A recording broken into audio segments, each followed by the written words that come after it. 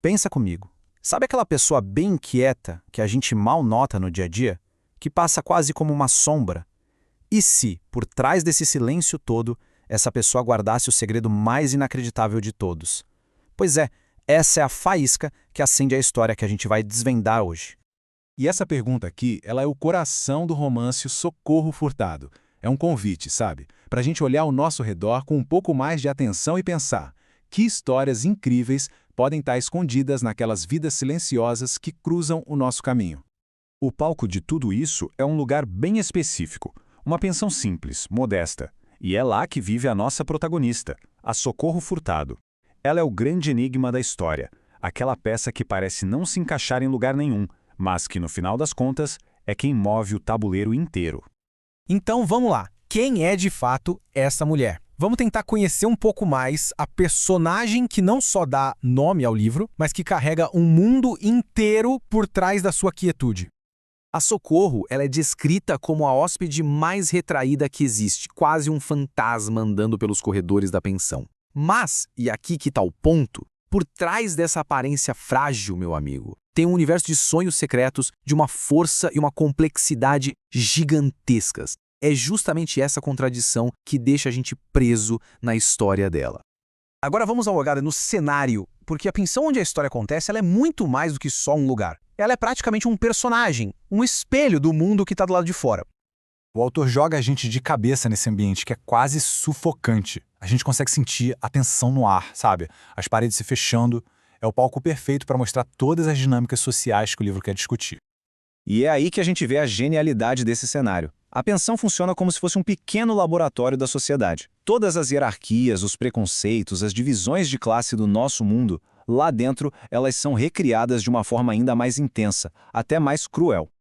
E essa divisão fica dolorosamente clara na hora do jantar. A mesa é, literalmente, partida em duas. De um lado, sentam os privilegiados, que recebem a comida boa. Do outro, os invisíveis, como a Socorro, que são deixados de lado. É uma representação física muito poderosa de como a nossa sociedade se estratifica.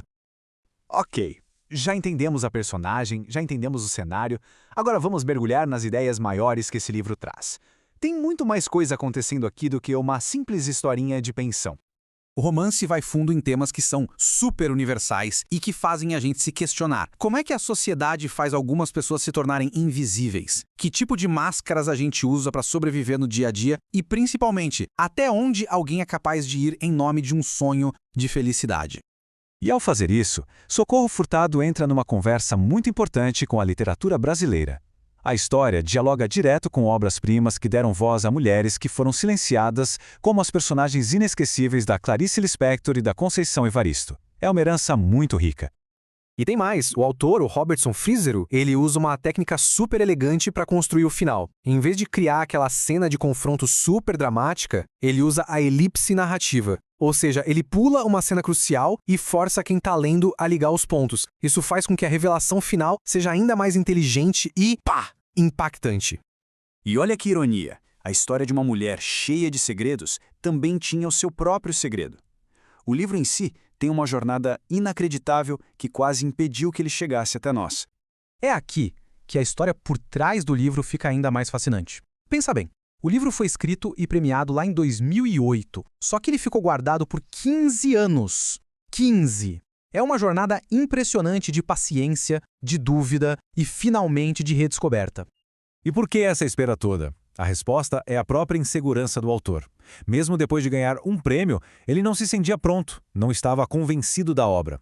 Isso mostra o lado humano do processo criativo, né? Que até textos premiados podem nascer de uma dúvida imensa. A origem do livro também é muito legal. Ele não nasceu daquele raio de inspiração que a gente imagina. Não, ele foi construído como um trabalho de artesão, sabe? Peça por peça, semana após semana, dentro de uma das oficinas de escrita mais importantes do Brasil. Então, a gente chega na pergunta que não quer calar. Por que vale a pena ler esse livro? A resposta é que ele oferece duas experiências diferentes, mas que são igualmente recompensadoras. Funciona assim. Se a pessoa só quer uma boa história, o livro entrega um enredo que prende, com um final que vai deixar de queixo caído. Agora, para quem se interessa pelo ofício da escrita, a obra é uma verdadeira aula de como se constrói uma narrativa poderosa do começo ao fim. Para quem escreve ou sonha em escrever, o livro é um prato cheio. É um estudo de caso. Ele mostra, na prática, como controlar o ritmo da história, como usar o monólogo interior para a gente entrar na mente da personagem e até como recriar uma pintura usando só palavras. É uma aula de técnica e sensibilidade. Mas no fim das contas, a mensagem é profundamente humana. É um lembrete, um chamado para a gente olhar além das aparências, sabe? Para buscar as histórias, a beleza e a grandeza naquelas pessoas que a sociedade, por pura conveniência, prefere não enxergar. E a reflexão que fica com a gente é essa: quantas histórias incríveis, quantos segredos e quantos sonhos estão aí, guardados bem do nosso lado, só esperando por um olhar um pouquinho mais atento para finalmente serem revelados.